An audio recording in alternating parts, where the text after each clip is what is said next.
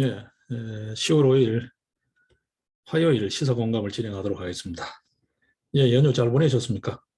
예, 이제 다시 일상으로 힘차게 복귀해야 될 시간입니다. 예, 다들 충분히 충전하셨으리라 생각을 합니다. 예, 이제 엊그제 개천절이었습니다. 그죠? 예, 이 10월을 기점으로 해서 방화도 많은 변화가 있습니다.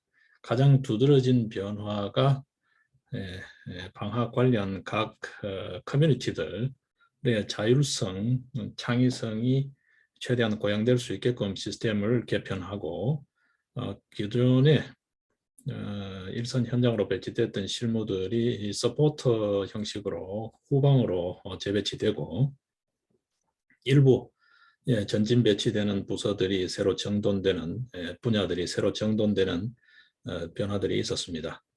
대표적으로 여러분들에게 전해지는 뭐, 분야는 방화 트랙 분야가 일단 눈에 띄고요. 그 다음 이제 신문 관련입니다. 신문은 복간 형식을 빌게 되는데 이제부터 슬슬 이제 방화 이야기를 조금씩 해 가도록 하겠습니다. 각 분야별로. 네, 이제 시사 공감 관련은 어제 뭐 진행 때도 제가 잠깐 언급을 드렸습니다만 이제 곧 머지않아서 조금 그래도 시간은 걸릴 겁니다. 머지않아서 방화 쪽 신문이 나오게 되면 조금 더 정돈된 모습으로 시사 공감의 타이틀도 바뀔 수 있다. 그 정도 말씀을 드렸습니다. 오늘은 조금 더 진전된 말씀을 드리도록 하겠습니다. 통신사 쪽에서 뉴스를 제공받는 소위 뉴스 제공 협약을 맺는 관련 말씀을 드렸습니다. 그렇죠? 우리가 접하는 뉴스는 어떻게 구성되는지 조금 뭐 이방지사 이렇게 알고 계신 분도 계시겠지만 우리들 시야를 조금 넓혀가겠습니다. 앞으로 방화 쪽에서 생산되는 뉴스는 어떤 형태로 구성이 될지 그렇게 보도록 하겠습니다. 일단 그 말씀드린 대로 오프라인 종이 신문은 만들지 않는 걸로 일참 정리했습니다. 그리고 바로 뭐 인터넷 방송 이런 형태로 가지 않고 요즘 1인 미디어 또는 미니 미디어에 또 기존 어떤 언론사의 보조 시스템으로 보조라고 해야 되나요? 어떻게 보면은 뭐 상당히 어느 게 준지 모를 정도로 비중이 높습니다. 그죠? 유튜브 관련해서 지금 방화 쪽에도 인터넷 신문을 창간을 하고요. 이전에 이제 오프라인 신문은 이 군소 또 신규 신문 같은 경우에는 이 종이를 인쇄하게 되면 배포도 문제고 구독자 확보도 문제고 여러 가지 낭비 요인이 많습니다. 불경제 요인이 많습니다. 그래서 요즘 뭐 시스템이 좋으니까요. 인터넷 신문으로 그렇게 정리를 신문 쪽은 그렇게 정리하고 있습니다. 자, 일단 어쨌든 방화도 신문다운 신문으로 모양을 처음부터 좀 갖추어서 그렇게 출범을 해야 되는데요. 그냥 뭐 찌라시 수준 만들 수는 없잖아요. 뉴스답게 이렇게 만들어야 되니까 뭐좀 경험이 일천하고 모든 부분에서 모자라면 부족하면 부족한 대로라도 기본 포맷은 갖추어서 해가야 되는 거지 처음부터 이게 뭐 모양이 영 아닌 그런 형태로는 아니니까요. 일단 인터넷 신문으로서 반듯하게 모양을 갖출 겁니다. 그러면서 이제 앞으로 시사 공감 진행도 기존의 언론들, 뭐 주요 언론부터 해서 뭐 다른 기성 언론들과 새롭게 이제 대안으로 각광받는 또 주목하고 있는 각광받는다기보다 저 개인적으로 좀 주목하고 있는 방화 차원에서 또 개인 차원에서 주목하고 있는 언론들 그다음에 이제 뭐 새로운 미디어죠. 유튜브 쪽 이렇게 해서 전체를 시야를 조금 넓혀서 이렇게 두고 한번 보도록 하겠습니다. 어차피 시사라는 거는 계속 흘러 변하는 거기 때문에 뭐 경우에 따라서는 특정 사안에 집중할 일도 있겠습니다만 뭐 그런 쪽은 기획 취재나 이런 쪽으로 이제 기대를 해야 될 것 같고요. 시사 공감은 전체 흐름을 우리가 놓치지 않고 잡으면서 방향을 어떻게 잡아가야 되는가 그런 어떤 시사 감각을 유지하는 게 주안이라고 봐야 될 것 같습니다. 자, 그런 면에서 자, 오늘은 먼저요. 일단 주요 시사부터 한번 볼까요? 주요 시사를 보고 난 다음에 관련 이야기를 조금 하겠습니다. 그리고 제가 진행하는 패턴도 아침 7시에 여러분들에게 오픈이 되지만 이 녹화를 석간신문 마감 시간이라고 해야 되나요? 예, 석간시간 마감은 조금 빠르죠. 예, 조간신문 기사 마감 시간 이후 가급적 빠른 시간 내에 피로도가 쌓이지 않은 시간대에 미리 좀 이렇게 자료를 정리를 해서 녹화를 뜨고 유튜브에 이렇게 여유 있게 올려서 여러분들이 보실 수 있도록 그렇게 정리하겠습니다. 라이브로 진행을 하니까 장점은 있는 반면에 바로 이렇게 펼쳐서 하는 생동감이 있죠. 반면에 중간에 라이브 중간에 이렇게 참여하시는 분들이 방송 앞부분을 못 듣고 참여한 뒤로만 들으니까요. 다시 또 이렇게 연결해서 듣는다는 게 일상이 바쁘다 보니까 그게 쉽지 않으신가 봐요. 그래서 자기가 볼 때 경우에 따라서는 커서를 움직여가면서 볼 수 있게 그렇게 이제 자료를 정리해서 오픈해 주는 게 오히려 더 편리하다라는 의견이 더 많으셔서 제가 조간 신문 기준으로 원고 마감 시간 이후에 그러고 나면 여러분들이 종이로 받아보는 신문들 또 그다음에 이제 긴급 뉴스나 속보 외에는 아침 방송 때 지상파 전파를 타는 방송들 아침 7시 뉴스까지는 대체로 다 조간신문 마감 시간에 들어온 기사들로 아침 뉴스가 꾸려질 겁니다. 이 신문이나 방송 규모가 있는 데는 뭐 지면을 꾸리는 게 하루 온팡 편집회의, 아침 취재부터 편집회의부터 시작하거든요. 어떻게 오늘 지면을 구성을 하고 어떤 사건들로 앉힐 것인가. 물론 그게 최종 뭐 편집 조판 인쇄 전까지는 원고 마감되고 할 때까지 순서가 들어 바뀌기도 합니다만 기본 틀은 일단 잡아놓고 취재하고 기사 쓰고 마감하고 하거든요. 그렇다고 보면 이제 어떻게 되나요? 우리가 조간으로 보는 기사는 그 전날 아침 편집 회의 때 이미 방향이 정해진 기사들로 채워져 있다고 보시면 됩니다. 그러니까 아침 뉴스 7시 때 정도요. 오전 9시 넘어가면 조금 다른데요. 7시 때까지 뉴스는 조간신문하고 거의 비슷할 겁니다. 외신이라든지 긴급 뉴스 외에는 밤 10시 이전에 들어온 뉴스들로 다 마감이 될 거고요. 전체 뉴스 편집 틀은 조간신문처럼 그 전날 오전 편집회의에서 다 기본 골간이 정해진다라고 보시면 아마 맞을 겁니다. 방송 쪽 사정은 제가 잘 모릅니다만 신문 쪽은 거의 틀림없을 겁니다. 오늘 그 관련해서도 우리 조간 석간들이 어떻게 타임 스케줄을 가져가는지도 우리 한번 보자고. 이제 조금씩 우리 시야를 가져가면서 뉴스거리들도 보겠습니다. 자, 오늘부터는 여러분들하고 화면 공유를 좀 하기 편하게 준 플랫폼을 쓰겠습니다. 이 프리즘 라이브 플랫폼은 화면 공유 기능이 아무래도 좀 어색해서요. 먼저 주요 헤드라인부터 한번 보겠습니다. 주요 신문들.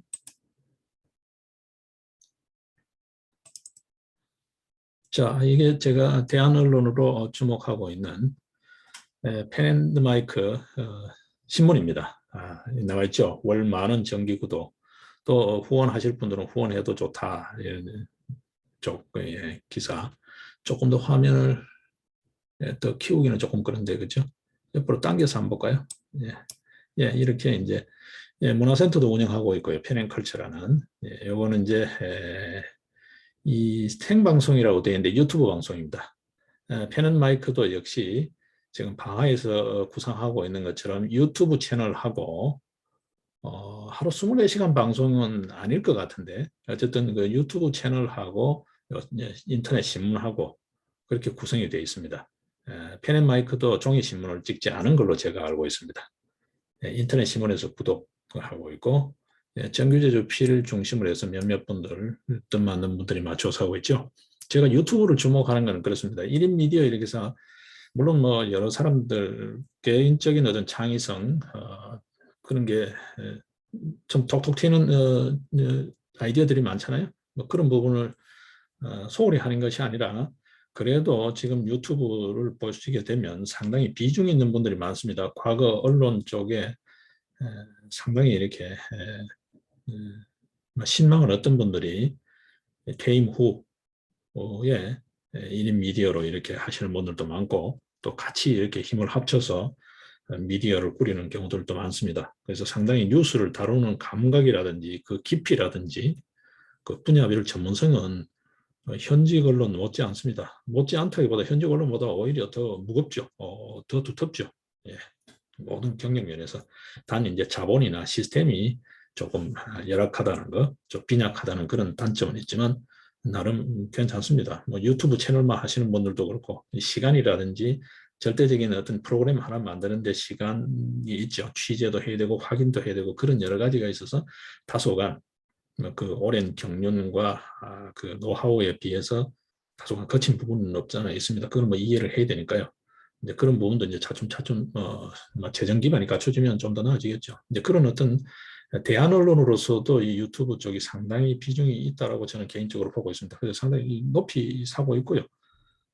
뭐 가급적 예, 좀 뭐라 그래야 되나요? 현장 경험이 풍부한 분들, 전문성이 있는 분들 중심으로 제가 이렇게 뉴스를 접하기 때문에 여느 유튜브 보고 뭐 이야기하나 뭐 이런 거 하고는 조금 차원이 조금 다르다라는 말씀을 좀 해명 삼아서 변명 삼아서 말씀을 드리겠습니다. 자, 펜앤마이크 쪽에 지금 뉴스를 보겠습니다. 자, 어제 이 기사로 봤을 때는 황교안 후보 국민의힘 대선 예비 후보죠. 인터뷰가 있었던 것 같아요. 예, 기대되던 기다려지던 인터뷰입니다.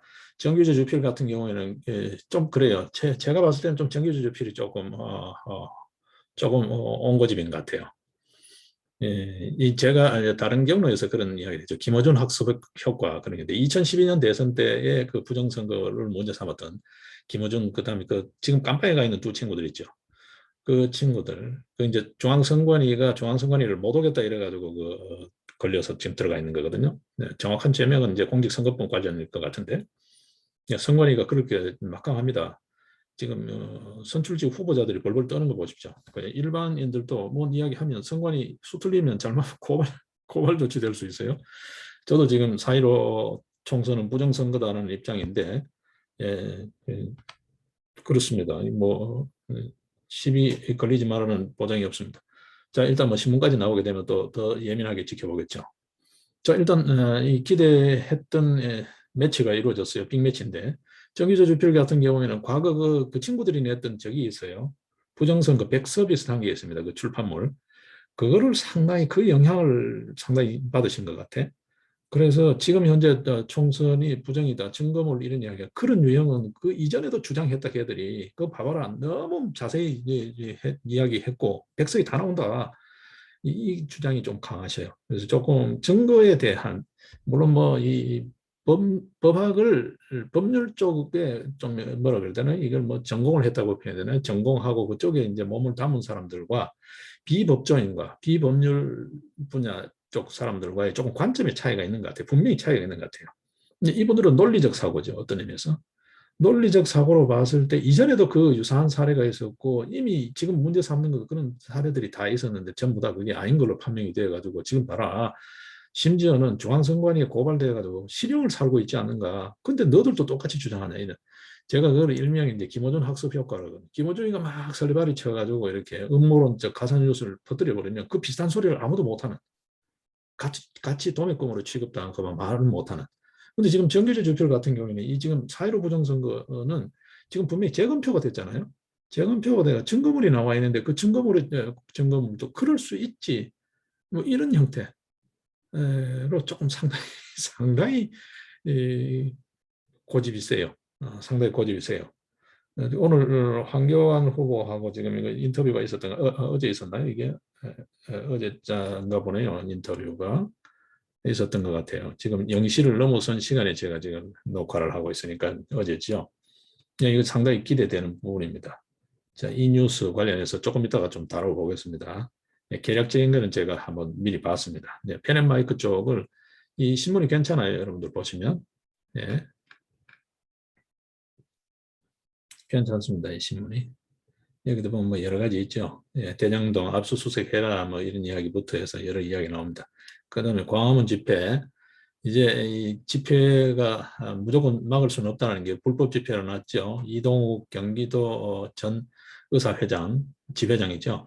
부터 해가지고 이 재판에서 다 법원 분쟁을 가져가지고 다 이겼습니다. 그죠? 어쨌든 합법 집회가 됐는데 2m 간격을 해서 뭐 일정 섹타를 치고 50명만 들어가라 뭐 별의별 짓을 다 하더라고요. 그리고 일반 시민들이 지나다니는데 왜 그 통행권을 자꾸 방해해요? 예?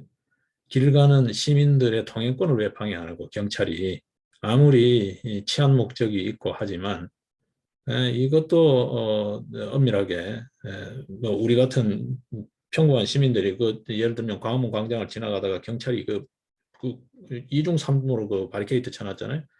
그리고 그 뭐죠 집회 현장으로 자기네들이 구역을 나눠놓은 그 지역으로 지나가려면 전부 다 통행을 차단하고 있어.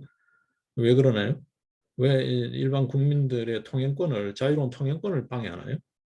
경찰이 그렇게까지 지금 마구잡이로 해도 되는 건가? 예, 그 부분도 우리 한번 예의주시해 볼 필요가 있습니다. 일단은 제가 현장을 지금 현재 뛰고 있지 않아서요.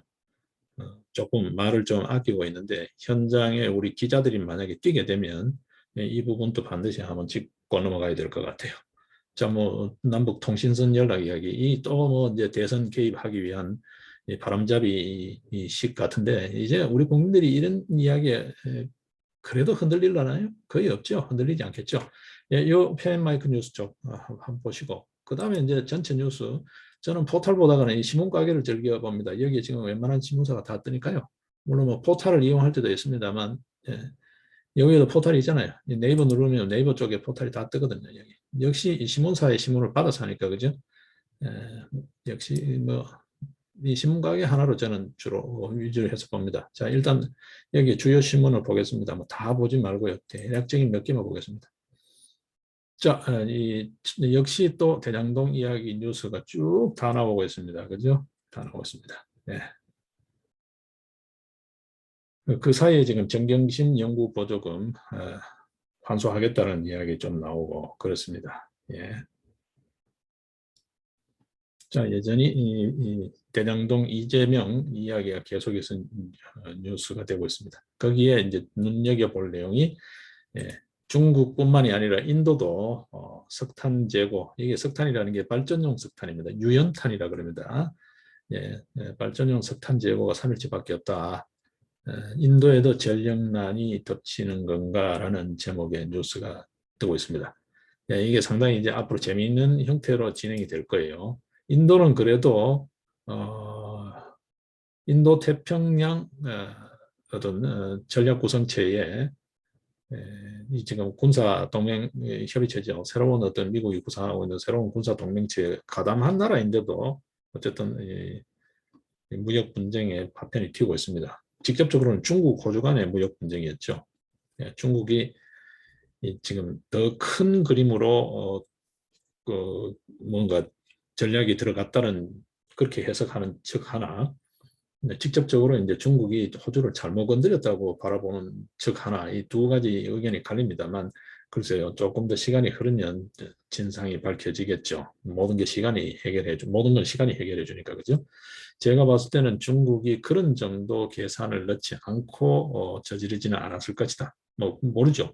충분히 예상했지만 예상보다가 조금 더 센 강도로 이렇게 겪을 수는 있겠지만 그보다는 충분히 감안해 놓고 다른 어떤 그림을 그리고 있지 않은가 그 생각도 해봅니다. 뭐 당장 뭐 전기 좀 없고 이런 거는 크게 뭐 불편하지 않잖아요. 중국 사회 입장에서는 일반 뭐 백성들 인민들은 투덜투덜 하겠지만 중국 사회 분위기상으로는 뭐 그게 큰 대수는 아니니까요. 차라리 그보다는 세계 공장이죠. 전력난을 핑계로 전 세계가 제조업이죠. 충격을 한번 받아보라는 거죠. 대부분 다 뭐 IT 제품이든 뭐든 거의 대부분 다 중국에서 소위 OEM 생산을 하잖아요. 이제 일단은 뭐 그냥 안 만들어 줄 수는 없으니까 전기 없다.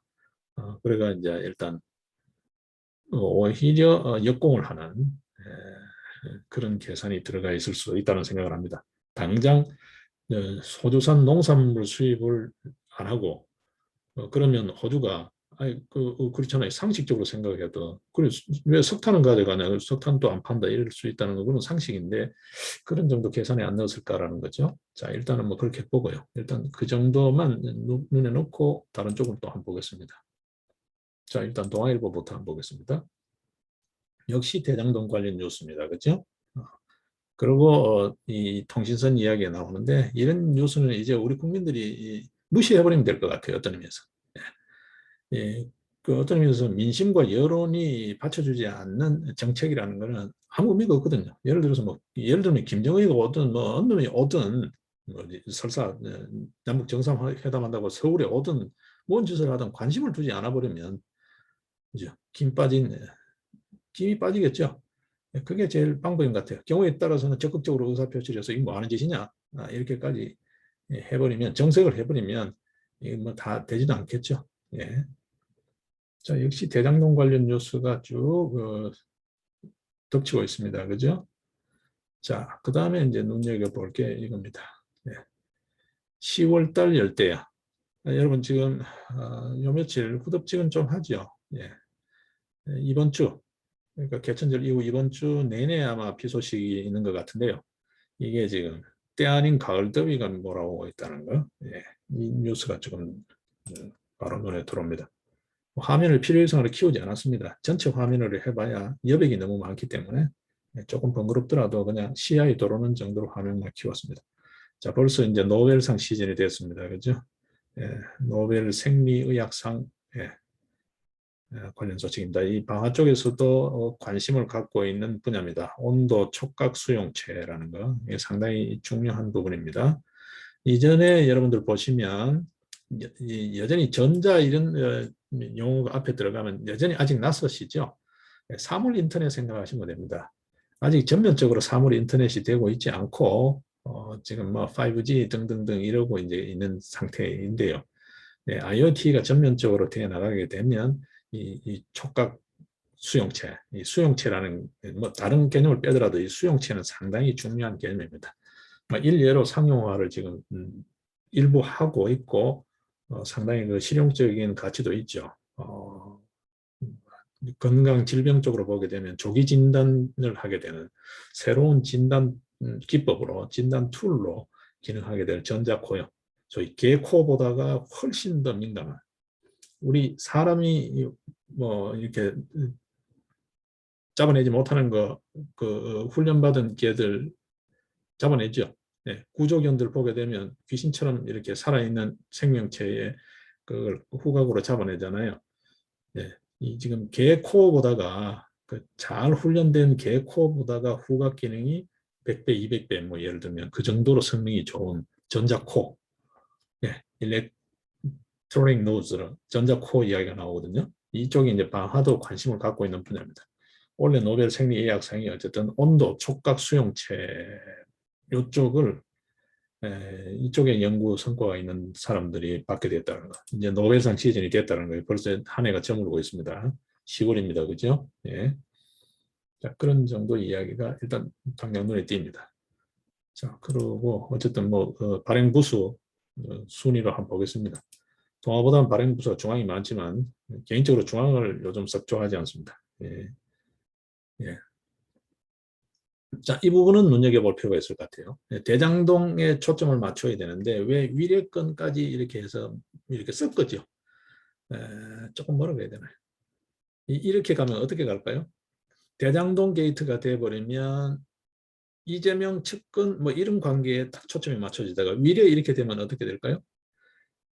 지금 이 만배, 천배, 그 김만배죠. 김만배, 뭐 유동규 이런 애들의 개인 비리화 돼버린다고 이게 그렇잖아요. 옆으로 축 퍼져버리죠. 예, 펑퍼짐해지면서 예리한 맛이 죽어듭니다. 그리고 사건의 초점이 예, 어쨌든 초점이 두 개가 되는 형식이 되어버리니까 예, 시야가 좀 뽀여지겠죠. 예, 초점 흐리기에 요소가 있다. 예, 이런 뉴스의 흐름을 우리가 좀 잘 봐야 될 것 같아요. 위례, 그래, 임마 위례도 해먹었네. 예를 들면 그럼 뭐 풍동, 풍동도 해먹었네. 이래 가버리면 뭐가 되냐 하면 임마들이 해먹었네. 이래 된다고요. 임마들을 해먹게끔 한 그 배후 주동, 키면은 누구냐? 이게 초점이 아니고 그렇게 흐려지게 되겠죠. 예, 이런 위험성이 있습니다. 일단 뉴스 이 부분 또 눈여겨볼 필요가 있습니다. 왜 위례건까지 끼어 넣을까? 이렇게 가면 이재명은 슬그머니 예, 밀쳐내버리고 예, 김만배 예를 들면 지금 구속된 유동규 이런 애들 중심으로 몰아갈 공사가 크다. 시선을 그쪽으로 몰아갈 공사가 크다. 예의주시해서 좀 볼 필요가 있다는 거죠. 자, 그 다음에 듬성듬성 보겠습니다. 예, 소설 쓰기 하는 뉴스 별로 안 좋아합니다. 세계일보 쪽 보겠습니다. 또 다른 이야기죠. 김만배도 이제 곧 소환될 거다. 역시 대장동 관련 뉴스입니다. 그죠? 예, 그 이외에 특별히 눈에 들어오는 뉴스들이 없죠. 예, 이 뉴스가 아마도 계속 헤드 쪽으로 올라가는 것 같은데요. 지금 통신사 쪽은 이게 지금 헤드로 올라가는 것 같아요. 오늘 오후 9시 기준으로 1,515명이다. 어제보다 43명이 늘어났다. 뭐 등 하면서 또 이제 확진자 소식을 전하는 게 통신사 쪽 같아요. 국민일보 쪽 한번 볼까요? 국민일보가 생각보다 신문이 깔끔하게 잘 나오고 있습니다. 예. 여기도 뭐 역시 또 눈에 띄는 게 박영선 이야기입니다. 그죠? 지금 불기소 처분에 따르는 건데 이게 지금 글쎄요 뭐 사정이 있는지 이거는 그다지 뭐 눈에 띄긴 하는데 그다지 시선을 끄는 뉴스는 아닙니다. 그죠?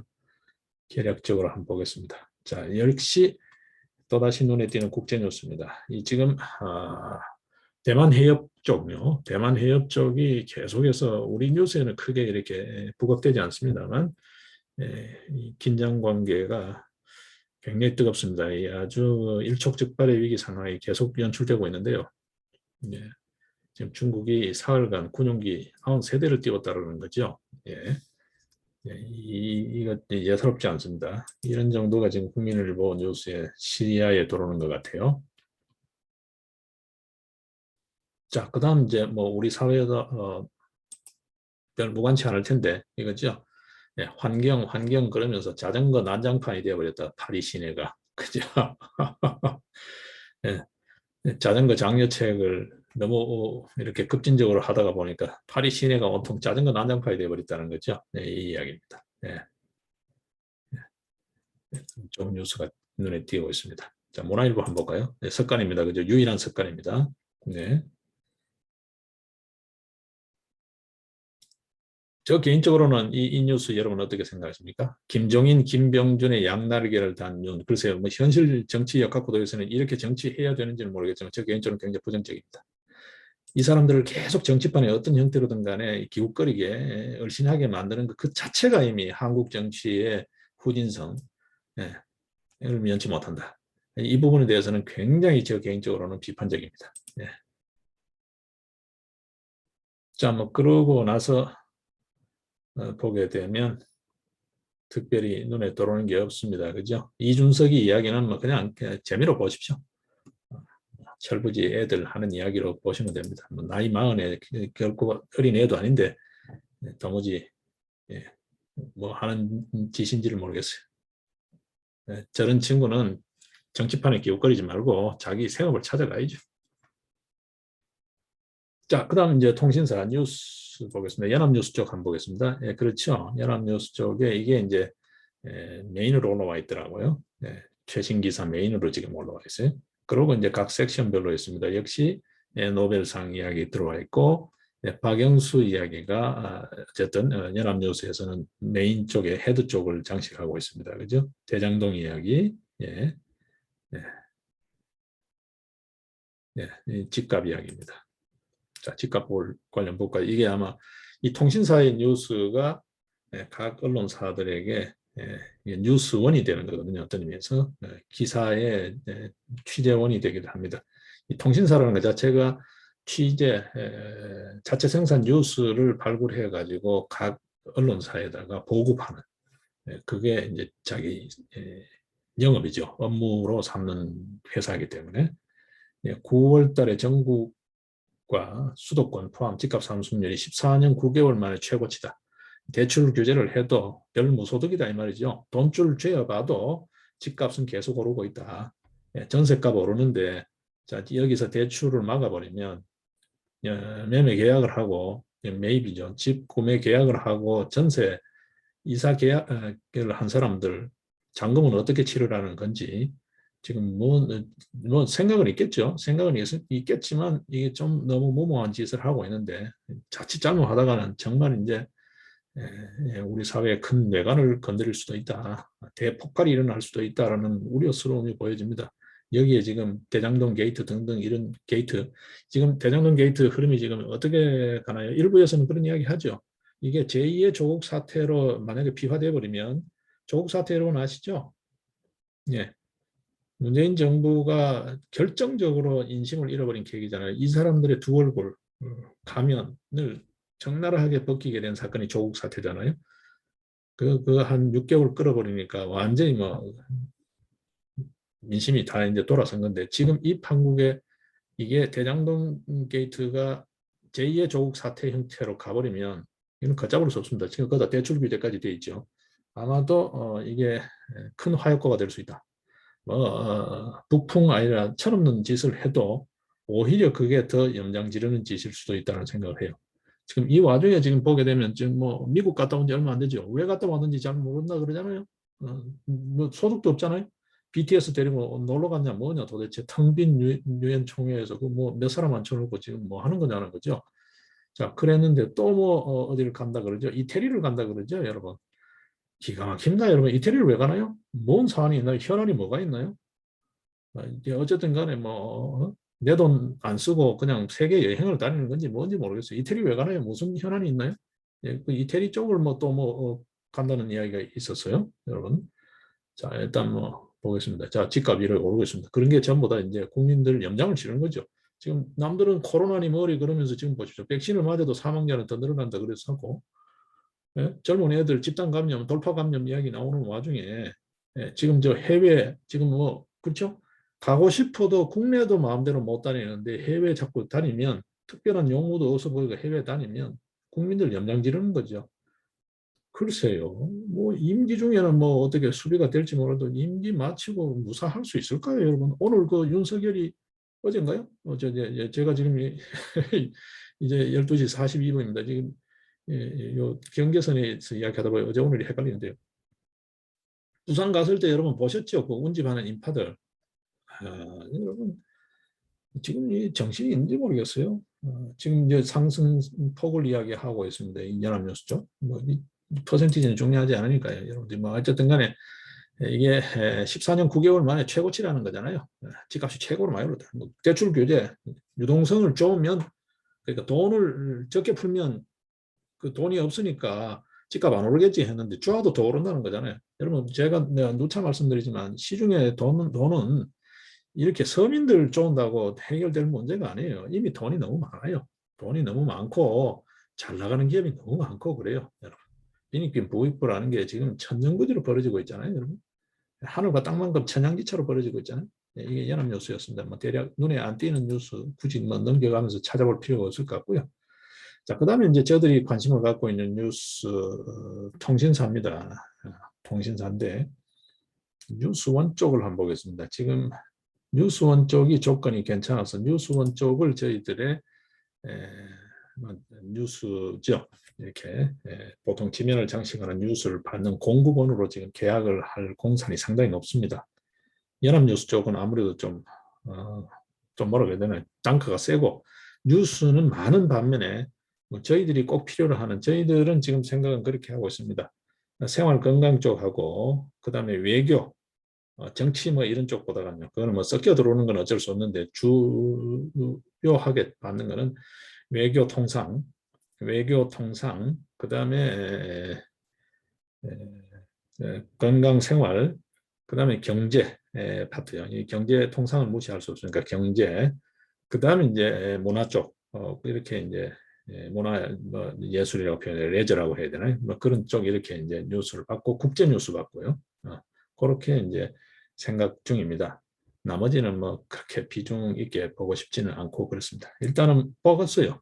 지금 옵션은 서로 이렇게 협의 중이니까 최대한 많이 받아볼 생각입니다. 연합뉴스보다는 조금 엉성하죠. 예, 조금 엉성합니다. 그죠?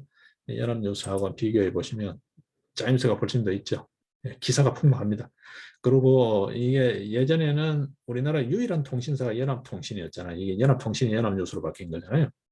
이거는 이제 민간 분야고 그렇습니다. 뉴스원 쪽이 나름 뭐 괜찮다는 이야기가 있어서 뉴스원 쪽이 조건이 좋습니다. 그래서 협의를 지금 이쪽 저쪽 타진하고 있는데 뉴스원 쪽에 상당히 관심을 많이 갖고 있어요. 이런 정도 계력 보죠. 뭐. 경제지를 주에 제가 개인적으로는 좀 보는 편인데 한국경제, 매일경제 이런 쪽을 보는 편인데요. 뭐 이쪽은 굳이 뭐 특별한 뉴스가 오늘 없을 것 같아요. 지금 연휴가 있었고 뭐 분위기상 부동산 뭐 이런 쪽에 특별한 뉴스는 없을 것 같아요. 한겨레, 경향, 뭐 오마이뉴스 이런 쪽은 노컷 이런 쪽, 뭐 기타 등등 이런 쪽은 그때그때 주요 사안이 있을 때 보지 잘 보지 않습니다. YTN 또 예전에는 즐겨봤는데 잘 보지 않습니다. 요즘은. 그래서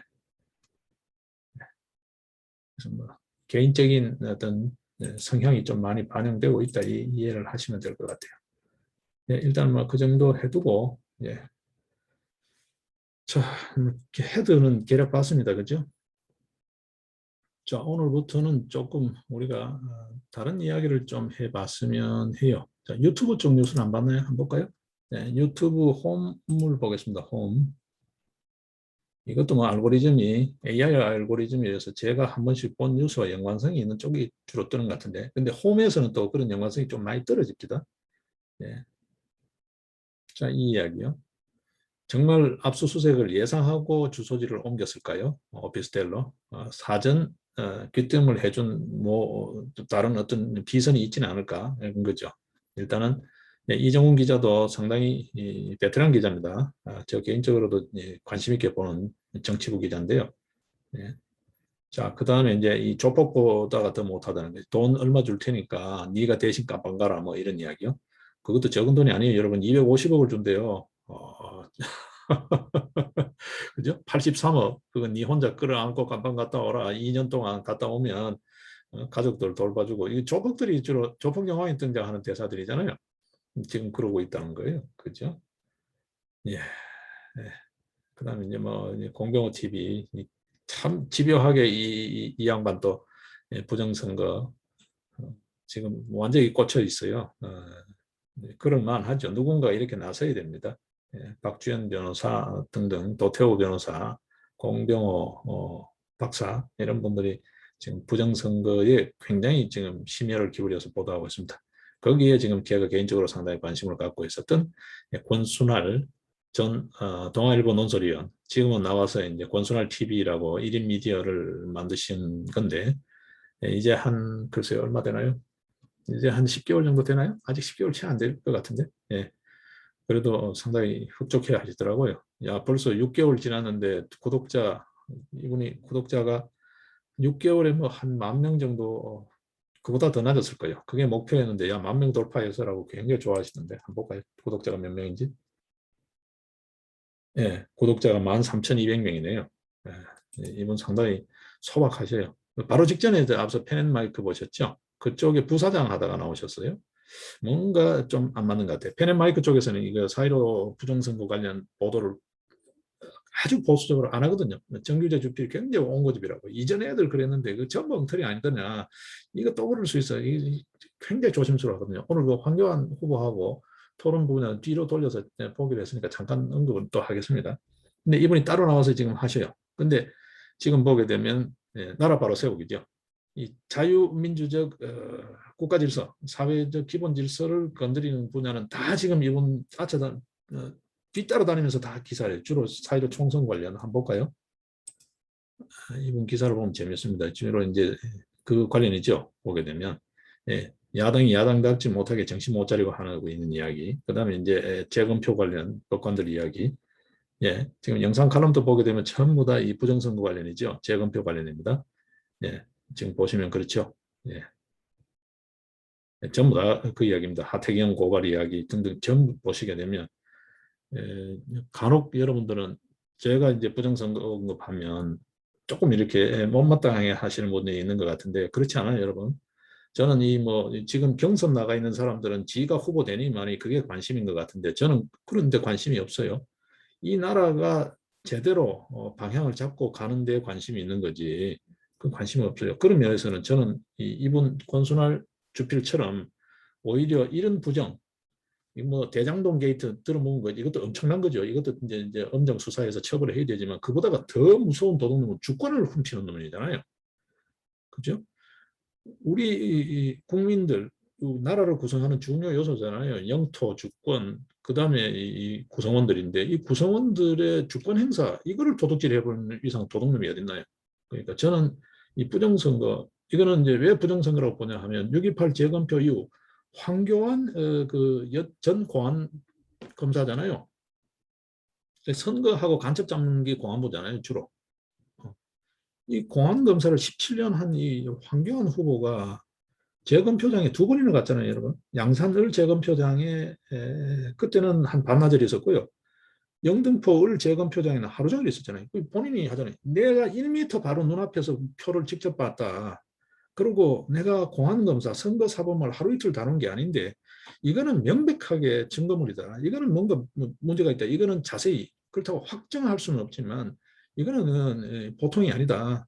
이건 비정상이다. 비정상이다 그러잖아요. 비정상이다. 여기에 정밀하게 뜯어볼 필요가 있다. 그리고 일단 자기 심정상 거의 부정선거다라는 거죠. 불법이다는 거죠. 불법 부정이 개입했다. 라고. 그러잖아요. 아마 이 정규제 주필이 상당히 고집이 세기 때문에 그 나름대로 또 이렇게 뭐죠 질문이나 이 논리가 예리하잖아요. 오늘 제대로 한판 붙었을 것 같은데 한번 보겠습니다. 예, 황교안 후보는 자기 눈으로 직접 봤기 때문에 뭐 정규제 주필이 어떤 이야기 하더라도 흔들리지 않을 것 같아요. 저도 지금 제가 직접 보지 않았고 주변에서 지금 간접적으로 어떤 의미에서 본 증거들 또 이제 또 어떤 의미에서 제가 직접 안 봤으니까 간접이라는 표현을 쓰는 겁니다. 만나서 이야기 들은 것, 그 사람 폰에 찍힌 증거물을 본 것, 그 현장에서 찍었다는 것, 그걸로 봤을 때는 이건 거의 10중 8구는 부정이다, 불법이다라고 저는 심정을 그렇게 갖고 있어요. 6.28 재검표 이후에요. 그전에는 저 개인적으로도 뭐또뭐 저러는구나. 공천 엉망진창으로 해놓고 말이야. 공천 그따위를 해놓고 뭘 자꾸 남 핑계 대냐고 그랬다고요, 저도. 근데 이 증거가 나온 이상은 다른 말이 필요 없잖아요. 예, 지금 이 권순할 주필 이야기입니다. 저 개인적으로 상당히 요즘 관심 있게 보고 있습니다. 특히 부정선거 관련은 권순할 주필 TV를 봅니다. 이분은 정말 저널리즘에 충실한 양반이죠. 팩트죠. 사실과 저널리즘에 충실한 양반이지 자기 뭐 개인적인 어떤 그런 약간의 성향은 있겠죠. 뭐 누구나 그런 주관적인 경향은 있으니까요. 그런 분이 아니에요. 상당히 신뢰를 합니다. 이 공병호 박사도 상당히 신뢰를 하는데 저번에 그 뭐죠?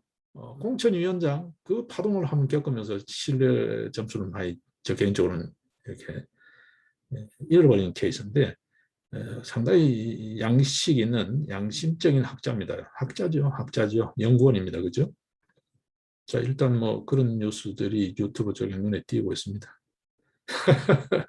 예, 황태순 평론가 이재명 어차피 이판사파인데 제목이 재밌습니다. 그죠? 예, 이런 썸네일을 붙여야 독자도 늘어나고 하는가 본데 저는 뭐 우직하게 그냥 갈 겁니다. 시사 이런 데 썸네일 붙이기가 그렇잖아요. 그때그때 바뀌는데 예, 이거로 뭐 사람 하나 따로 두고 또 비용 지불하고 그렇게 비용을 발생시킬 필요가 없잖아요. 예, 생각이 있는 분들이 세월이 흐르다 보면 차츰차츰 보겠죠. 예.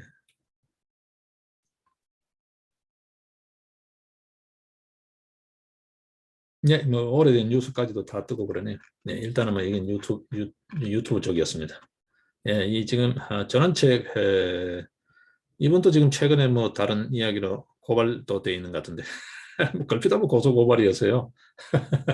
지금 이 시절에 예전 저 뭐죠 학생운동해서 하다못해 뭐 안기부 취조실이라도 불려가 보지 않은 굳이 뭐 깜빵 가고 별 달고 이런 거 아니어도 그죠? 전과가 기록되고 그런 건 아니어도 그렇게 한번 안 가본 사람은 아예 어떤 의미에서 좀 이렇게 취급 안 해주던 시절이 있죠. 그것처럼 지금 고소 고발 안 당하면 취급을 안 해주는 그런 묘한 시절입니다. 거의 대부분 고소 고발을 다 그냥 끼고 사는데요.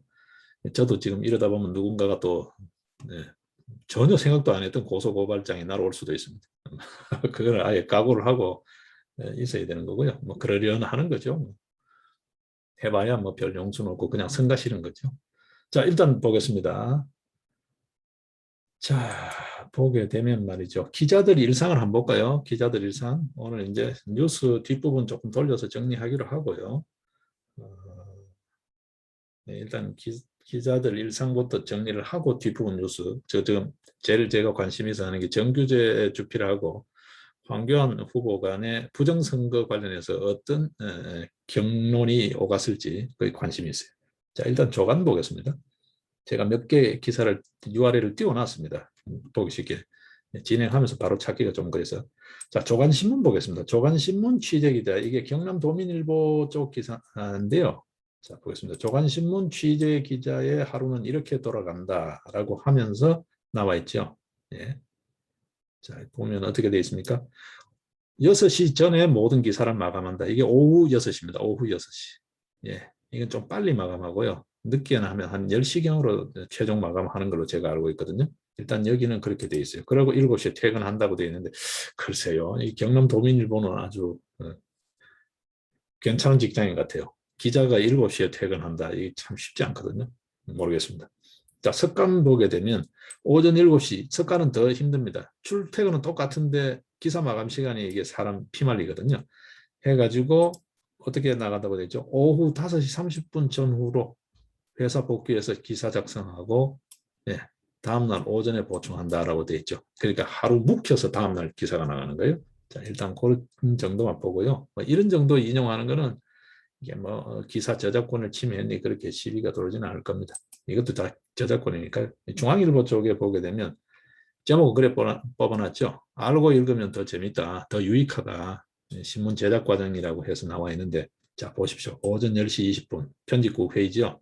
오전 10시 20분에 편집국장이 부장단 소위 데스크 팀이죠. 팀 회의를 소집해 가지고 이제 이런 걸 한다는 거죠. 이 자리에는 화백 시사 만화 지역 만평 그리는 분하고 부국장단도 참석을 한다. 그렇게 해서 지면을 뭘로 구성할지 각 편집국 산하에 있는 각 부서, 경제부, 정치부, 사회부 뭐 이런 게 있죠. 그 부장들이 구상한 지면 계획을 듣고 지면을 어떻게 채울지를 먼저 정한다는 거죠. 뭐 여기 기사 중요도 이런 거는 대략 보시면 되고 그렇게 한 다음에 오전 11시 20분 이때 되면 이제 본격적으로 현장으로 뛰기 시작하는 거죠. 이제 오다가 떨어지는 거죠. 오다가 떨어지면 이제 그 숙지하고 점심 먹고 이제 본격적으로 취재가 되겠죠. 그죠? 취재하고 원고 마감 시간이 오후 8시. 1차 원고 마감입니다. 이게 1차예요. 자, 일단 소속 부서로 전부 취재 기자들이 보내야 된다고 되어 있죠. 자, 그리고 낮 12시 이제 요거는 이제 그렇게 돌아간다는 거고 낮 12시 되면 예, 이제 편집국이 이렇게 이런 분위기다라는 거고 오후 2시에 편집국장이 다시 부장단 회의를 소집해 가지고 추가 기사 그 사이에 나오는 긴급 뉴스라든지 중요 뉴스가 있을 수 있잖아요. 그런 거를 다시 이제 재배치하는 작업을 하는 거죠. 예. 그렇게 해가지고 2시 반, 3시 반 이렇게 이제 점점점 이제 긴장도가 높아진다라고 되어 있고 이제 5시 중앙일보는 5시 마감인가 보네요. 일단 1차 마감하고 1차 원고 마감이 5시입니다. 예. 그다음에 5시 30분에 예. 편집국장에게 보고하고 6시쯤 되면 편집국 일이 1차 마감되는 거예요. 1차 마감되는 거예요. 제가 알기로는. 그래서 요즘은 다 6시에 마감하나요? 네. 자, 그 다음에 이제 초판 인쇄된 신문이 부서에 배포되고 다시 확인 작업을 하겠죠. 네, 그 다음에 이제 확인하고 7시 30분 되면 퇴근한다고 되어 있는데 글쎄요, 이거는 기사를 쓰기 위해서 이렇게 좀 점잖하게 하는 것 같아요. 실제 제가 알기로는 대부분 다 한 10시 가까이 9시, 10시 이때까지 쫓기거든요. 네, 이게 이제 실태입니다. 이거는 이제 블로거가 누군가 기사를 써놓은 건데 뭐 앞서 이야기와 크게 다르지 않습니다. 그냥 예비로 제가 하나 뽑아놓고 본 겁니다. 예. 이게 하루 일과 돌아가는 패턴입니다. 거의 뭐 다람쥐 쳇바퀴 도듯이 정말 정신없이 돌아가는데요. 그렇습니다. 자, 이제 우리가 이제 신문 만든다고 했으니까 통신사 보겠습니다. 통신사 굉장히 중요합니다. 뉴스 에이전시라고 하는 거죠. 뉴스 에이전시. 자, 통신사하고 신문사하고는 다릅니다. 신문사는 통신사로부터 받기도 하고 자기가 독자적으로 취재해서 자체 생성 뉴스라 그러죠. 그런 뉴스를 만들기도 합니다. 우리나라 언론법상으로는 모든 방송, 신문, 그 언론사가 자체적으로 생산한 뉴스를 30% 이상을 확보하라라고 하는 게 이제 공고 사항인데, 강행 규정은 아닙니다. 처벌 규정도 없기 때문에 공고 사항인데, 실제 30% 기준을 채우는 데가 제가 알기로는 이게 잘못 알고 있을 수도 있습니다. 근데 제가 알기로는 조선일보 한 군데밖에 없는 줄 알아요. 조선일보가 그나마 겨우 30%를 채우고, 심지어는 KBS, MBC, SBS 이런 쪽도 30%를 못 채우는 걸로 알고 있거든요. 대부분 다 통신사에서 받은 뉴스, 그다음에 각 정부 부처에서 나온 보도 자료를 조금 이렇게 기사화한 기사들, 그는 자체 생산 뉴스로 들어가지 않거든요. 예, 그렇게 알고 있다고요. 근데 이 통신사는 어쨌든 규모가 있든 어쨌든 간에 자기가 독자적으로 취재 조직을 가져요. 취재를 해가지고 수집한 뉴스를 신문사와 방송사에 제공하는 기관이라고 되어 있죠. 근데 이건 옛날 표현이고, 요새는 이제 회사죠, 회사. 기업 조직입니다. 뉴스를 발굴해서 뉴스를 파는 회사, 이렇게 보시면 됩니다. 방송사, 신문사를 상대로 뉴스 장사하는 곳, 기업, 이렇게 보시면 됩니다. 여러분 많이 들어보신 게 이제 AP, 로이터, AFP 많이 들어보셨죠? 러시아의 타르타스, UPI 뭐 이런 쪽 통신사인데, 아마 로이터 통신 가장 많이 들어보셨을 것 같아요. 그죠? AFP 프랑스 쪽이고 AP 미국이죠. AP 쪽은 저도 간간히 한 번씩 봅니다. 자, 우리나라 쪽으로 오게 되면 연합통신, 연합뉴스인데 지금 연합뉴스로 바뀐 우리나라 CNN 뉴스통신은 제가 잘 모르겠어요. 지금 여기도 빨간 걸 표시로 되어 있는 거는 이 위키피디아에서 내용이 없다는 거잖아요. NSP 통신도 저 개인적으로는 잘 몰라요. 근데 일단은 실무 차원에서는 일단 상황을 보고 있습니다. 이쪽에서 기사를 받으면 어떤 기사가 있는지, 어떤 기사로 꾸려지는지, 그러니까 자기네들이 강점이 있을 거잖아요. 모든 분야를 잘 하는지 등등을 봐야 되는데, 글쎄요. 2011년도에 일단 등록이 된 통신사라는데 경제중심 뉴스래요. 그래서 일단은 뉴스가 조금 빈약하지 않을까 조금 우려는 하고 있습니다. 어쨌든 NSP 통신이라는 것도 있다는 거 이번에 처음 알았습니다. 저는. 그 다음에 이제 뉴시스는 여러분들 들어보셨죠? 뉴시스. 뉴시스는 기자가 1,500여 명이라 그래요. 지금 또 이게 유지되고 있는지는 모르겠습니다. 어쨌든 이게 작성된 게 언젠가요? 작성 일자가 안 나와 있네. 2,500명 정도라고 하는데, 이 정도면 상당히 규모가 있는 거거든요. 1,500명 여러분. 예. 뭐 그냥 복잡하게 생각할 것 없이 최저임금만 딱 적용하더라도 인건비가 한 달에 얼마나 갑니까? 예. 그만큼 벌어들여야 된다는 거니까. 예. 다른 거 뭐 시설 유지비라든지 기타 등등 잡비 다 빼고, 예. 그냥 무식하게 인건비만 계산해도 1,500명, 200만 원씩만 계산해도 돈이 얼마입니까, 여러분? 예? 200만 원에 1,000명이면 어떻게 되나요? 2천만, 2억, 20억이죠. 예, 1,500명이면 약 30억이잖아요. 인건비만, 최저임금 기준으로. 예, 그만큼 벌어야 된다는 거거든요. 어쨌든 지금 뉴시스가 있습니다. 뉴시스. 예. 이게 지금 이번에 김만배, 예, 전직 머니투데이 법조팀장이었다 그러죠. 그 머니투데이 그룹에 지금 뉴시스가 들어가 있나 봅니다. 뉴시스뿐만이 아니고요. 지금 아마도 이쪽도 지금 저들이 알아보고 있는 것 같은데, 뉴스핌이라는 데도 있고, 저들이 지금 주로 제가 지금 현재까지 듣기로는 뉴스원하고 뉴시스 쪽, 그러니까 머니투데이 그룹 소관 그 통신사로부터 받는 게 유력한 걸로 이야기를 듣고 있어요. 조건이 좋다 그러면서. 연합뉴스 쪽은 조금 어쨌든 간에 기존 자기 뭐죠? 캐파도 있고 시장 점유율에다가 뉴스의 그 질이라 그래야 되나? 전통 이런 거 등등 권위 이런 거 등등 해서 조금 더 단가가 센가 봐요. 그래서 이제 뉴스 품질하고 다 좀 저울질을 해봐야죠. 예, 이런 통신사가 있다. 예, 방화도 비록 인터넷 신문이지만 예전 같으면 종이 신문을 내지 않으면 에이 뭐 이렇게 그걸 신문이라고 이렇게 했지만 지금은 다릅니다. 그죠? 저쪽 제가 썩 그렇게 좋아하지 않습니다만 그 오마이뉴스 쪽 이런 쪽 갈수록 자꾸 소설이 많아져서요. 처음에는 좀 잘 만드는 거 시민 기자 뭐 이렇게 해서 시스템을 잘 만드는 것 같더니만 지금은 갈수록 점점점 소설 쓰기로 자꾸 가서 작은 팩트를 갖고 자꾸 이렇게 소설을 써버리니까 조금 자꾸 꺼려지게 되더라고요. 네, 오마이뉴스에 필적할 만큼의 이 반대편 쪽 진영이라고 굳이 표현해야 되나요? 이 펜앤마이크 상당히 신문이 괜찮습니다, 여러분. 네. 여기도 아마도 받을 거예요. 100% 자기 생산 뉴스로 꾸리기는 쉽지 않습니다. 우리 예전 그 종이 신문을 할 때는 100% 저들 자체적인 생산 뉴스로 꾸린다고 그렇게 끙끙대고, 그것도 뭐 지면 메꾸는 게 진짜 막 버거워가지고 끙끙대고, 지면 또 줄이고 막 판형 또 타블로이드 판으로 줄이고 막 그렇게 이제 변통을 쇼를 했는데요. 그렇게 찍어 놓으면 이게 배포가 또 큰 짐이고, 거의 뭐 뭐라 그래야 되나, 막 못가지라 해도 나눠줘도 안 받은 그런 형태가 되어버렸으니까, 네, 그렇게까지 애를 먹어본 경험이 있습니다만, 이 자기 생산 뉴스라는 게 쉽지 않습니다. 그죠? 자, 일단 어쨌든 간에 요즘 있는 인터넷 신문도 어떤 형태로 어떤 정신을 갖고 얼마만한 뉴스를 잘 생산해내는가가 관건이기 때문에, 방안은 일단은 여러 이전의 경험을 토대로, 시행착오를 토대로 불경제 요인을 다, 그러니까 거품, 기름기를 쫙 빼고 딱 필요한 거 해야 될 일에 집중해서 한다.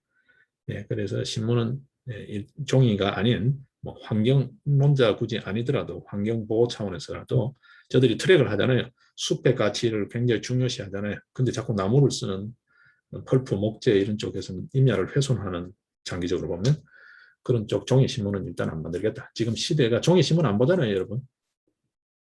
기성 언론들, 주류 소위 조동중도 여러분 잘 안 보잖아요. 점점 구독자들이 구독 안 하잖아요. 폰으로 다 뉴스를 보고 포털에 뉴스를 보지 안 보잖아요. 그렇죠? 이 판국에 종이신문 만드는 거는, 그렇죠. 남들 전부 제트 비행기 타고 달 날아가는 시절에 지금 연탄불 떼난 거와 마찬가지죠. 시대착오적이니까 일단 인터넷 신문하고, 그 다음에 이제 주요 언론사들도 보게 되면, 아까 유튜브 채널 있었죠. 여기 가게 되면 큼직큼직한 언론사들이 유튜브 합니다. 제가 지금 보게 되면, 지금 여기는 안 나오네. 여기 보십시오. TV조선 이런 쪽도 보게 되면 전부 다 이게 조선일보의 자회사 택이잖아요. 별도 법인이지만 자회사죠. 연합뉴스, YTN, 예전에는 한 놈이었는데 지금 별도의 회사가 되어 있죠. 이렇게 하듯이 유튜브도 방송 못지않은 대한 언론이 된다는 거. 그렇다고 인터넷 방송하고는 또 다릅니다. 인터넷 방송은 설립할 필요가 없습니다. 굉장히 거기도 또 뭐 여러 조건이 많아요. 설비부터 해서, 그 인터넷 신문은 신문대로, 인터넷 방송은 방송대로 이 설립 요건 신고하고 인허가 되는 사항이 많고 규제가 많습니다. 그래서 인터넷 방송 굳이 할 필요가 없다. 유튜브가 훨씬 더 탄력성이 있고 모든 면에서 자유롭다. 이런 거. 현재는 유튜브 이상의 어떤 미디어가 없잖아요. 그래서 방아 쪽에 이제 중요한 축으로 자리 잡을 거다. 현재 방아 TV가 이제 어떻게 보면 유튜브 적응하는 플랫폼처럼 쓰여졌는데, 경우에 따라서는 새롭게 방아에서 만드는 뉴스 매체, 우리들의 이야기, 가감 없는 이야기, 이렇게 자꾸 기성의 언론에 문제가 많다, 뉴스가 가공됐다 이렇게 하는, 가공되지 않은 가급 최대한 진실에 가까운, 진실 그 자체라고 말할 수는 없습니다. 저들이 취재 인력이 충분하지 않기 때문에 일정 정도 뉴스를 또 받아야 되고 하기 때문에, 그렇지만 최대한 팩트, 사실, 진실에 가깝게 그렇게 여러분들에게 소식을 전할 수 있도록 시스템을 갖추도록, 그렇게 하면서 하나둘 짜임새를 갖춰가도록 그렇게 하겠습니다. 자, 일단 이제부터는 이렇게 슬금슬금 우리 이야기를 좀 해야 될 것 같아요. 자, 이쪽 하고요. 좀 시간이 좀 되었습니다만, 자, 주요 뉴스 조금 추려야 될 마무리 기사들 보겠습니다. 자, 지금 분명히 말이죠. 분명히 지금 이 더불어민주당 국가보안법 철폐를 뭐 죽기 아니면 살기로 그 국가보안법 철폐하려고 지금 목을 걸고 있잖아요. 선결 과제가 해결돼야 된다. 남북통신선 연결 뭐 이런 이야기 나오죠. 이거 국가보안법하고 좀 연결될 거예요. 종전선언 이야기 계속하고 있잖아요. 문시. 종전선언 이야기하고 또 뭐 지금 이상한 짓을 자꾸 지금 하고 있잖아요. 이게 지금 간단치가 않거든요. 국가보안법 이야기 나와요. 지금 여러분 중국 간첩다산 거 보셨죠? 이거 수사 제대로 안 되고 있잖아요. 지금 흐지부지 되고 있잖아요. 그 사이에 조성은, 박지원 뭐 이 게이트 터져도 흐지부지 되고 있잖아요, 여러분.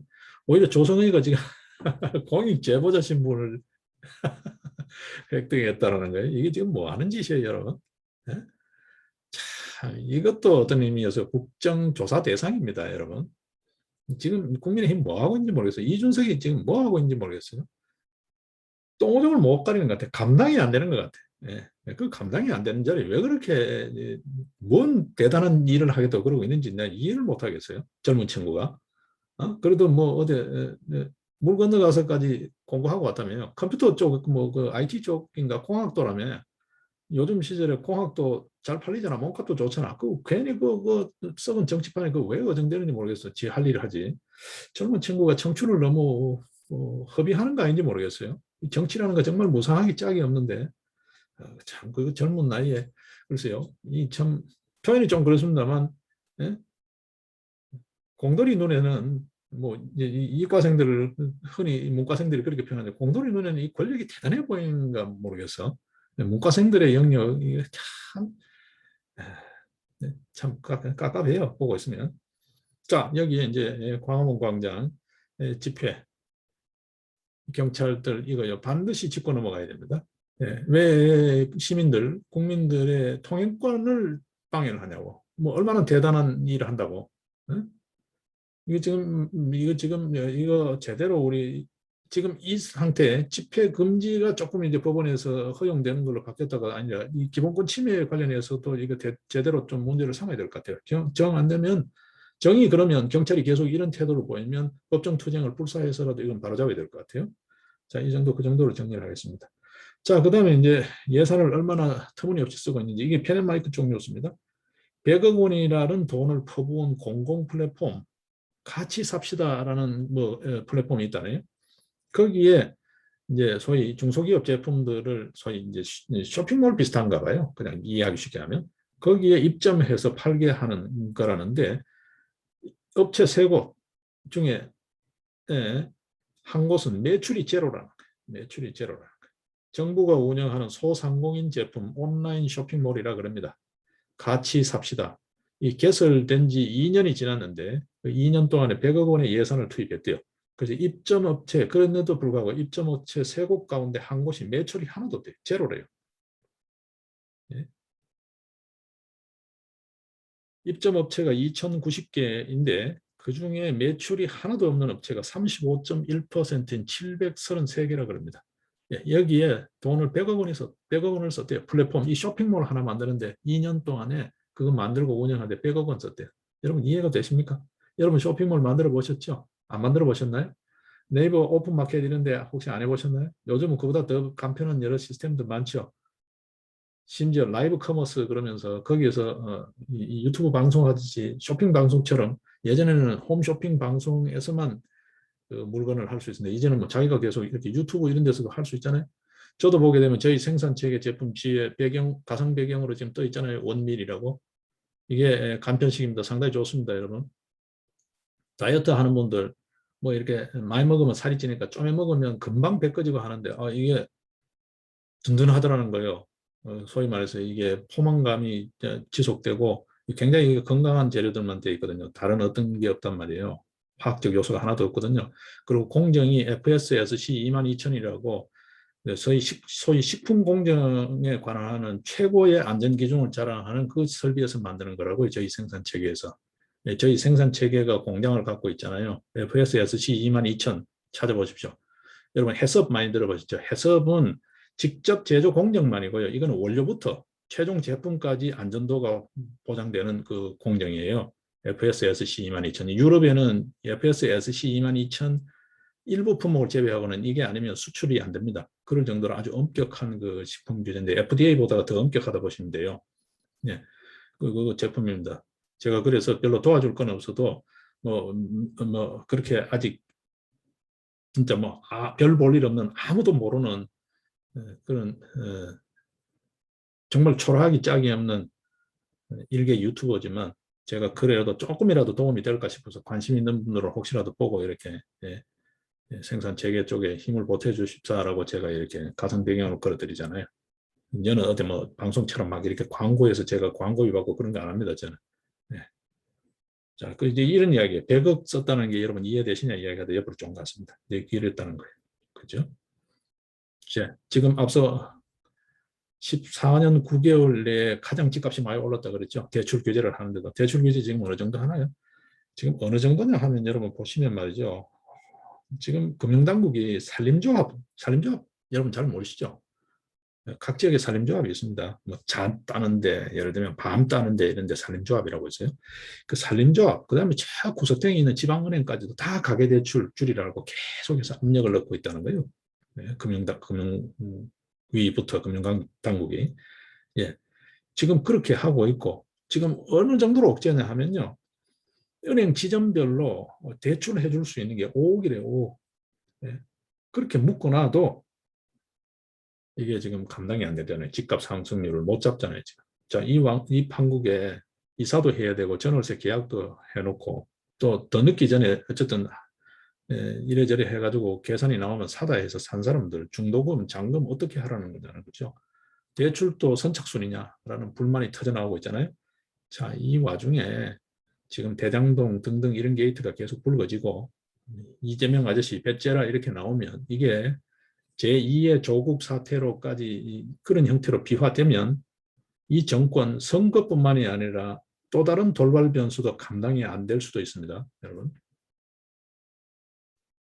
감당이 안 될 수 있어요. 지금 어쨌든 간에 집회금지 법원이 힘을 실어줬다가 지금 풀어주는 분위기에서 다시 묶기는 어렵죠. 자기 논리 때문에도.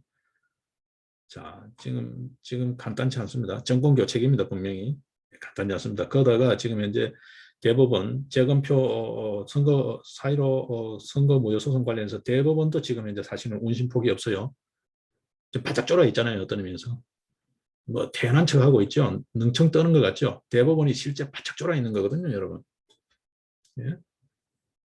그 부장 판사급들 지금 더 이상 재검표 못 하는 게 여러 요인이 있습니다. 다른 요인도 있지만 이걸 보셔야 돼요. 재검표를 하면 할수록 그 다 법원 공무원들이잖아요. 소위 엘리트 공무원들이라고 법원 공무원 중에 대법원 쪽에 관련된 사람들은 그거다 부장 판사급이에요. 재판 연구관들이. 그 사람들이 계속 보고 있어요. 아무리 윗사람들 조직에 어떤 그런 어떤 방침이 있다 하지만 자기 눈으로 보고 있는데 그래도 양심이 있는데 아닌 말로 뭐 그죠? 털고 나오면 변호사라도 해도 먹고 사는데 거기 있다고 해서 얼마나 부귀영화를 누리는 것도 아닌데 자꾸 자기 눈으로 보다가 보면 한두 번은 상부 지시를 받겠지만 계속해서 지시를 따르지는 않을 거예요. 이게 예, 소위 말해서 일선 다른 어떤 법조기관하고 다른 거잖아요. 검판사 출신들이 자기 소신껏 일을 할 수 있는 토대가 뭐냐 하면 나오면 어떤 의미에서 고소득 전문직이냐 변호사 하면 되죠. 그리고 정관이라는 현직에 있었으니까 그보다 부장 판사 그 정도 한 사람들이면 로펌 어디 가도 몸값이 비싸거든요. 로펌 가면 되지. 돈벌이 더 잘 되는데 거기 지금 남아있는 거는 대법관의 한번 해보겠다고 지금 남아있는 경우들이 많단 말이에요. 네? 그게 법원의 가장 그 출세가도 노른잡이잖아요. 실력파들이 가는 코스잖아요. 네? 재판연구관. 지금 그거 하고 있는데 계속 재검표를 하면 계속 그런 표가 쏟아지면 계속 뭐 주심 법관이 대법관이 우긴다고 선배 법관이 우긴다고 계속 그렇게 말 듣고 있을까요? 법원 내부에서 폭발할 수 있거든요. 그러니까 더 못하는 거예요. 더 못하는 거예요.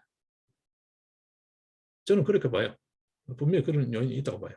자, 그건 다른 문제를 두고. 자, 이렇게 집 대출 규제하고 있는데 지금 여러분 그 김포에 가면 장릉 혹시 가보셨나요? 장릉? 조선왕릉은 전부 다 이거 유네스코 문화유산으로 등재되어 가지고 있는데 김포에 가면 그 장릉이 있어요. 장릉. 김포 풍무동에 장릉이 있는데 이게 이제 장릉이 뭐냐면 인조의 아버지 원종이라고 하는데 이 원종하고 그 부인 인헌왕후의 능이 있는데요. 그걸 이제 장릉이라고 하는데 장릉 그 앞에 그것도 좀 조망권 비슷하게 그런가 봐요. 인천시 행정구역은 인천시 서구 검단 신도시라고 하는데 거기 신축 아파트 갑자기 지금 짓고 있다가 그걸 헐어야 될 판이라는 거예요. 뭐냐 하면 이것도 재밌습니다, 여러분. 문화재청이 말이에요. 문화재청이 일선 시공사 그다음에 법원에다가 일선 시공사죠. 일선 시공사에 내린 행정명령에는 불법이라고 그랬어요. 근데 유네스코에는 뭐라고 이야기했냐면 위법 사항이 없다라고 했어요. 분명히 문화재청이 국내에는 위법이다고 공사 중단해라고 행정명령을 내려놓고 유네스코에 보고하는 그 서류에는 위반 사항이 없다라고 분명히 보고가 돼 있어요. 네, 이거 지금 따져봐야 되는데요. 이 문화재보호법상 장릉, 그 능 반경 500m 내에는 20m 이상, 그 고층이죠. 20m 이상 건물을 지으려면 반드시 심의를 받아야 된다고 돼 있어요. 그런데 심의를 안 받고 불법으로 아파트를 짓고 있다는 거죠. 그래서 공사 중지 명령을 내렸어요. 그래가지고 그러니까 이게 건설사들은 공기 단축이 곧 어떻게 보면 돈을 버는 거잖아요. 필요 이상의 경비를 안 내보니까. 이 건설사들이 이제 법원을 상대로 가처분 신청을 했어요. 집행중지 가처분 신청을 했어요. 그랬는데 지금 그중에 한 군데만 그 신청을 받아들이고 두 군데 아파트 단지 공사는 안 받아들인 거예요. 그래서 계속 공사가 중단돼 있어요. 경우에 따라서는 지금 입주하겠다고 지금 계약금 걸어놓고 있는 입주 대기자들이 내년 여름쯤 입주 예정이라는데 자칫 잘못하면은 입주는커녕 내년 여름쯤 되기 전에 지금 짓고 있는 아파트 다 부숴야 될지도 모른다는 그런 이야기가 나오고 있어요. 지금 이제 유네스코의 문화재청이 불법 사항 없다라고 하는 그런 기록들 등등등 해가지고 이게 다시 또 아마 본안 소송으로 지금 가처분인데요. 이 예비 소송이잖아요. 어떤 면에서 본안 소송으로까지 비화되지 않을까 싶은데 글쎄요. 그렇게 된들 지금 현재 가처분 신청이 받아들이지 않으면 공사 중단 상태로 계속 가는데 이게 공사가 중단돼가 1년, 2년 결정이 날 때까지 그어버리면 폐허돼 버립니다, 여러분. 그죠? 입주해 있다가도 사람이 사는 집도 한참 비워버리면 집이 영 시원찮은데 관리가 시원찮은데 짓고 있는 건물 1, 2년 장비 빼고 스톱해버리면 폐허돼 버리죠, 여러분. 참 이게 심각합니다. 심각합니다. 네. 자, 그 다음 이제 대장동 게이트 중에 중요한 검찰을 신뢰할 수 없는 이야기들이 자꾸 나오죠. 유동규 폰 버렸다라고 분명히 이야기했는데 그러고 그러면 안 버린 폰, 안 버렸다는 걸 알았다는 거죠. 그 버린 거는 새 폰인데 옛날 폰은 안 버린 걸 알고 있었다는. 그런데 압수수색을 검찰이 안 했다라는 거잖아요. 그렇죠? 근데 지금 뭐라 그럽니까? 버린 게 아니고 아는 사람한테 지인한테 지 폰을 맡겨놨다는 거잖아요. 근데 이거 왜 압수수색 안 하냐는 거예요. 자, 이런 검찰 도대체 이 수사를 어디까지 믿을 수 있겠냐는 거죠. 특검하자는 거잖아요, 지금. 그리고 지금 보시면 얼기설기 얽혀 있는 게 너무 많아요. 그리고 지금 현재 이 수사할 수 있는 주요 라인이 전부 다 추미애 박범계 라인들이잖아요. 일단 객관성에서 떨어져요. 김호수 대검 지금 한번 보십시오. 조국 사건을 수사했던 수사팀이 조국 재판에 수사팀이 재판에 공판도 수행하는 게 원래 그게 그 이전에 관례자 그게 정상이에요. 근데 지금 재판 참석하겠다 그러니까 재판 못 가게 하잖아요. 이런 일이 어딨냐고 그 담당 부장검사가 뭐 계속 그 어떤 의미에서 이야기를 하고 있잖아요. 검찰 내부망 이런데 너 천벌을 받을 거다. 도대체 이런 일이 어딨냐. 김호수는 천벌 받을 거야. 이런 이야기까지 하잖아요. 지금 이 지휘부를 어디까지 믿을 수 있냐는 거죠. 자, 재미있는 동아일보 사설이 하나 있습니다. 유동규, 키맨이잖아요. 유동규, 나무, 김만배. 이걸 3인방 키맨이라 그러잖아요. 대장동 게이트. 유동규가 아니면 누가 이재명의 측근이냐. 이재명의 측근 도대체 누구냐. 동아일보 칼럼입니다. 동아일보 칼럼입니다. 제목이 하도 재미있어서 인용을 해봤습니다. 사설이라고 해도 되겠죠. 예, 동아일보 사설입니다. 예. 키면 유동규, 그 아니면 누가 이재명 측근인가. 사설 제목입니다. 예. 예, 역시 예리하게 보고 있네요. 예. 대장동의 위례를 끼워 넣는 것은 개인 비리로 이거를 사건을 축소하려는 저희가 깔려 있을 수도 있다라는 거죠. 예. 제가 지금 이 펜앤마이크 이 화면을 계속 띄워놓고 있는 건 혹시나 진행하다가 또 깜빡하고 마무리해 버릴까 봐서 지금 띄워놓고 있습니다. 자, 지금 이거 이제 마무리 정리하겠습니다. 자, 오늘 보게 되면 그렇게 되어 있네요. 한번 열어볼까요? 아마도 그게 가장 쟁점일 것 같아요. 앞서 뭐 인사 이야기 좀 나오고 예, 인터뷰 내용 보겠습니다. 자, 나오고 나서 복귀, 어떻게 복귀하게 됐는가. 뭐 대표 이런 말에 익숙하는데 왜 후보라는 말 좀 어색하지 않냐. 복귀하게 된, 은퇴했다가 왜 또 복귀했냐. 복귀하게 된 계기는 뭐냐 등등. 그 다음에 이제 저서 이야기입니다. 그죠? 나는 죄인입니다. 저서 내가 인터뷰한 거 작가가 쓴 거지. 그건 내가 쓴 거 아니다. 지금 그런데 새로 지금 이 후보로 등록하면서 나온 게 있나 봐요. 초인류 국가, 초인류 정상국가 여기 나와 있죠. 초인류 정상국가라는 책은 썼다라는 이야기를 하고 이번에 썼다라는 거죠. 자, 그러고 나서 이제 갑자기 이 논의가 이제 재검표로 들어갔습니다. 이제 거의 선거 부정 이야기죠. 자, 이야기입니다. 자, 이런 이야기를 하면서 이제 구체적인 증거를 묻죠. 지금 여기는 보게 되니까 관리관 도장이 소위 일장기 도장 이야기를 하는 것 같아요. 그 1000장 정도가 나오는데 일부 유효, 일부 무효 뭐 이렇게 했다라는 이야기고 뭐 그렇게 하면서 이야기가 나옵니다. 자, 그러면서 이제 빳빳한 투표지 이야기죠. 그죠? 사전 투표지, 빳빳한 투표지 바꿔치기 해서 공산 이야기 하니까 정규제 주필이 이야기한 것 같아요. 민경욱 의원은 대충 이렇게 접지도 안 하고 대충 이래가지고 집어넣는다던데 그러면 다시 원래대로 피지 않냐, 펴지지 않냐라고 이야기하니까 그건 아니다. 내가 재검표 현장에서 봤는데 3, 40% 정도는 빳빳했다. 전혀 그런 흔적도 없었다. 그리고 종이는 원상회복 종이가 없지 않느냐. 쇠는 있는데 뭐그 금속은 있는데 종이는 없는 걸로 알고 있다.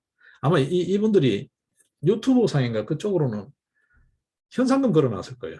원상 회복되는 종이를 혹시 아는 분이 있으면 가져오면 10억 주겠다고. 예. 배춧잎 투표지 이거 자기가 투표했는 거 내가 투표했다라고 나서면 그 사람한테 10억 주겠다. 뭐 지금 그 다음에 또 최근에 또 걸었더면요.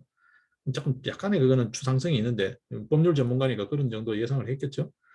4.15 총선이 부정선거가 아니다. 그러면 자기가 10억을 주겠다. 뭐 이렇게 현상금을 걸었더라고요. 4.15 총선이 부정선거가 아니면 10억 주겠다는 거는 민경욱 의원하고 둘이서 뭐 5억씩 내려는 이제 그거 걸었더라고요, 여러분. 아주 재밌습니다. 이게 돈을 걸 정도로 자신이 있다는 거잖아요. 공안검사 출신이.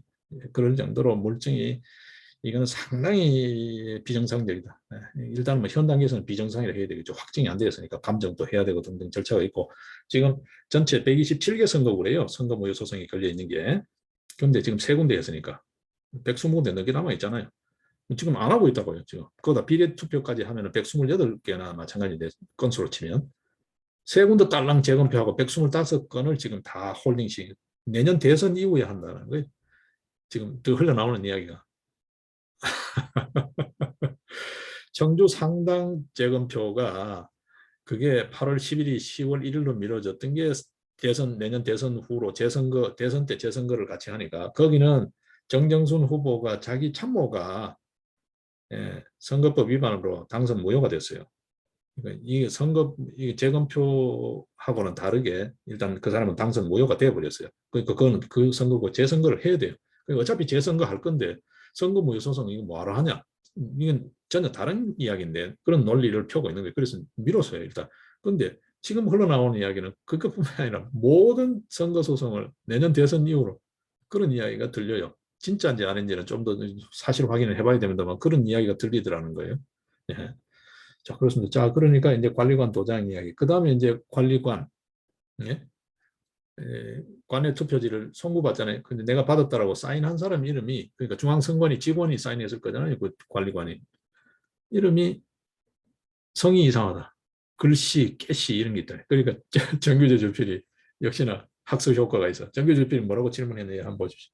아니 그거 다 그 요새 보면은 전자서명 하죠. 카드 쓰고 나면 이렇게 하는 거 편의점이나 이런 데 어딜 가도 다 전자서명이잖아요. 그게 PDA 서명이라는데 PDA 서명하면 뭉개져 가지고 글자가 그렇게 뭉개져 김씨 김 이렇게 사인했는데 깨 이렇게 포개져서 나오는 수가 있다라고 이야기하죠. 그러니까 황교안 후보가 그래 한두 개는 그럴 수 있다 하지만 이게 한두 장도 아니고 수백 장이 이렇게 나올 수 있냐 수백 수천 장이 이렇게 나올 수 있냐 자기가 두 눈으로 똑바로 이거는 있어도 비정상이다. 예, 그 부분은 이제 그렇게 하니까 정기조주필이 한 발 물러선 것 같아요. 예, 뭐 여기 지금 나오죠. 예, 예, 내가 논쟁할 생각은 없다. 지금 황교안 후보하고 내가 논쟁할 생각은 없다. 이제 허허 웃으면서 이게 너틀 웃음을 웃으면서 뒤로 한 발 빼는 것 같아요. 예. 그러면서 예전에 주장했던 거, 예전 그 김어준요 애들, 지금 깜빵 가 있는 애들이 낸 백서를 한번 보시면 지금 뭐황 후보가 주장하는 그런 이야기가 다 있다. 뭐 이런 여전히 그 고집을 피우지. 학습 효과가 있는 것 같아요. 예, 그런 이야기로 지금 가는 것 같습니다. 전체적으로 봤을 때는 황교안 후보가 어쨌든 뭐 중간에 이제 정기조 주필이 그 이야기를 하네요. 선거에 패배한 게 부정 선거 때문만이냐? 그건 아니지 않냐? 공천도 실패했고 등등 여러 가지 문제가 있었지 않냐? 그거 다 인정한다. 인정한다.